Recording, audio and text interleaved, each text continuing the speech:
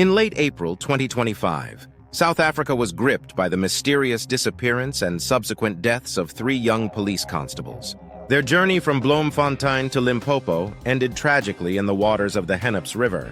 This is the story of Constables Linda, Bais, and Boipelo Senoge, a tale of duty, loss, and unanswered questions. On the evening of Wednesday, April 23, 2025, Constable Linda, a 24-year-old member of the SAPS Crime Intelligence Unit in the Free State, embarked on a journey that would tragically be his last. He first picked up Constable Boipelo Senoge, a 20-year-old member of the Visible Policing Unit, from her home in Morakiela Street, Mangong. The two were reportedly in a romantic relationship, and although Senoge was not part of the deployment to Limpopo, she accompanied Linda and their colleague, Constable Bais, on the trip. Later that evening, Linda collected 30-year-old Constable Bais from her home in Turflac 2, Bloemfontein. The trio set off in a white Volkswagen Polo hatchback, a state vehicle registered as JCL 401FS, heading towards their deployment area in Limpopo. Their journey was uneventful until the early hours of Thursday, April 24th. Around 10:10 p.m., they made a brief stop at the Engen Heidedal petrol station in Bloemfontein. Surveillance footage captured their presence, marking the last confirmed sighting of the officers in the Free State. Approximately 3 hours later, they were recorded passing through the barrage area, which borders the Free State and Gauteng provinces, heading towards Johannesburg on the N1 highway.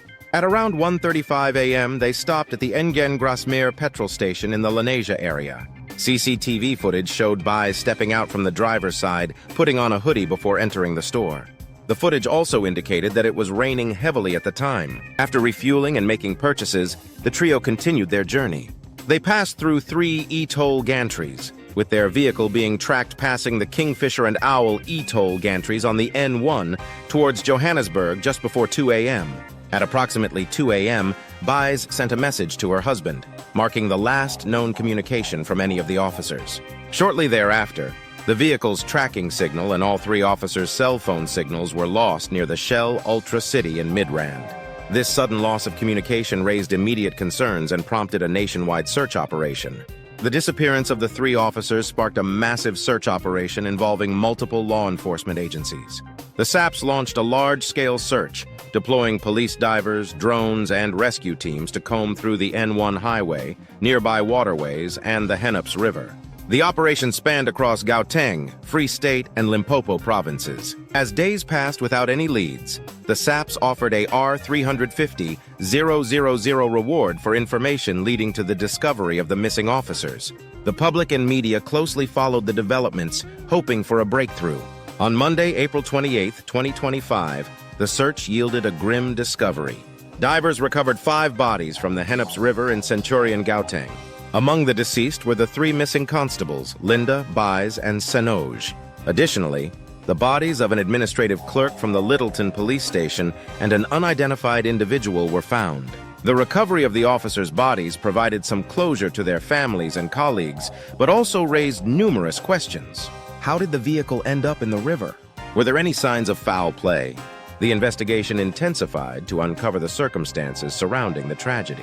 National Police Commissioner General Fanny Masemola addressed the media, stating that preliminary findings suggested the VW Polo may have capsized before impacting the road barrier on the N1, eventually plunging into the Hennops River. He emphasized that no foul play was suspected at this stage, and the incident appeared to be a tragic accident. However, the presence of 2 additional bodies in the river, including an unidentified individual, fueled speculation and concern.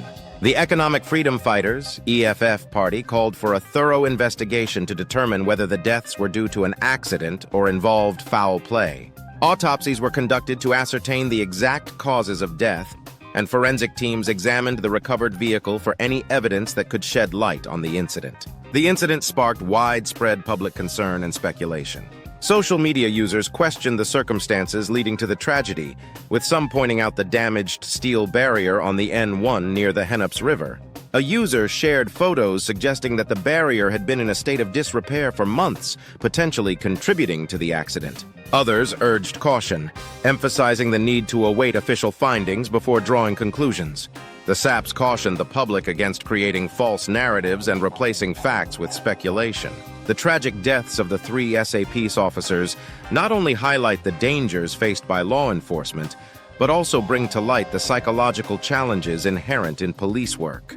Studies have shown that police officers often experience high levels of stress due to exposure to traumatic events, organizational pressures, and societal expectations. The constant need to suppress emotions and maintain a stoic demeanor can lead to emotional disconnection and mental health issues. In the context of the Hennops River tragedy, the psychological state of the officers during their journey could have been influenced by cumulative stressors, including fatigue, emotional strain, and the pressures of their roles. Such factors may impair decision-making and increase the risk of accidents. Furthermore, the organizational culture within the SAPS, which often discourages the expression of vulnerability, may prevent officers from seeking help or discussing mental health concerns. This culture can exacerbate feelings of isolation and hinder the development of effective coping mechanisms.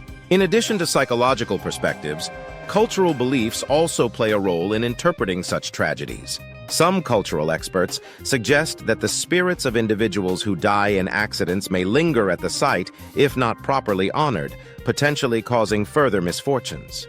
This belief underscores the importance of cultural rituals and the need for communities to address both the physical and spiritual aspects of death. A joint memorial service was held on Tuesday, May 6th at Bobby's Park in Bloemfontein, attended by high-ranking officials, colleagues, and grieving families. National Police Commissioner General Fanny Masemola paid tribute to the fallen officers, highlighting their dedication and commitment to serving and protecting fellow South Africans. Individual funeral services were held for each constable. Constable Boipelo Senoge was laid to rest on Thursday, May 8th, at South Park Cemetery in Mangaung. Constable Chebekulu Linda's funeral took place on Friday, May 9th, at Majenganane Cemetery in Mangaung. Constable Kimo Getswe Buys was buried on Saturday, May 10th at Thaba Inchu Cemetery. The nation mourned the loss of 3 dedicated officers who died in the line of duty, and their families received support and condolences from across the country.